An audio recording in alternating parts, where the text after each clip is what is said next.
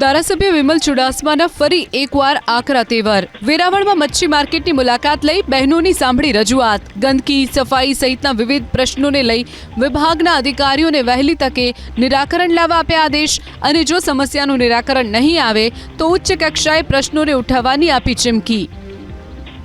હું જે સમસ્યા રાઇટિંગમાં કે લેખિતમાં જે લોકો દ્વારા મને આપેલી છે, મૌખિત પણ આપેલી છે, એ તમામ વસ્તુ લઈને નગરપાલિકા દ્વારા નગરપાલિકાના પ્રમુખ અને ચીફ ઓફિસરને સોંપવાનું છે।